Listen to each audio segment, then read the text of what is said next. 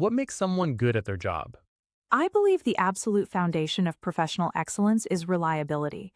It's the currency of trust in any workplace. You can be the most brilliant person in the room, but if your colleagues can't count on you to deliver, your brilliance becomes a liability rather than an asset.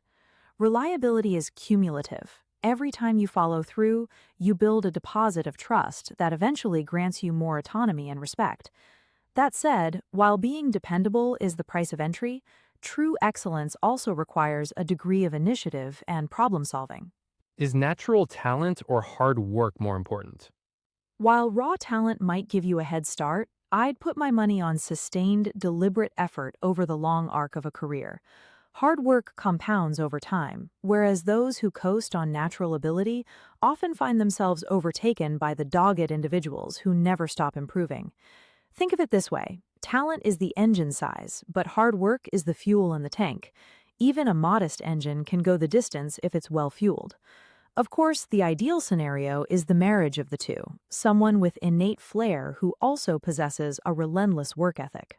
How can employers identify good employees? I think the most revealing indicator is how a candidate discusses their past failures.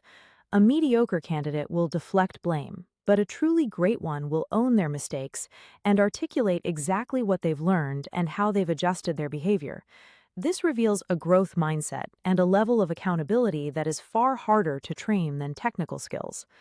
Beyond that, observing how someone interacts with a team during a practical assessment can be much more illuminating than a standard interview. Does being good at your job guarantee success? Not in the slightest, and that's one of the more bitter pills of professional life. Success is often a multi-lane highway where managing up and office politics can occasionally move people faster than pure competence. However, being genuinely good at your craft provides a kind of durable internal success and portability that is immune to corporate whims. In the grand scheme, the satisfaction of mastering a craft often outweighs a title that was won through gamesmanship rather than merit. How do different jobs require different strengths? Every role requires a wildly divergent set of attributes, much like comparing a marathon runner to a weightlifter. A surgeon needs unflappable calm, whereas a salesperson needs resilience and the ability to read people intuitively. A great workplace is essentially an ecosystem of complementary strengths, where a quiet analytical person might be the linchpin of the entire operation. This is why the search for a perfect employee is nonsensical. It's about finding the right fit for the specific demands of the role. What's the difference between being good and being great? Being good is about consistent execution, but being great involves a qualitative leap that elevates the entire work process.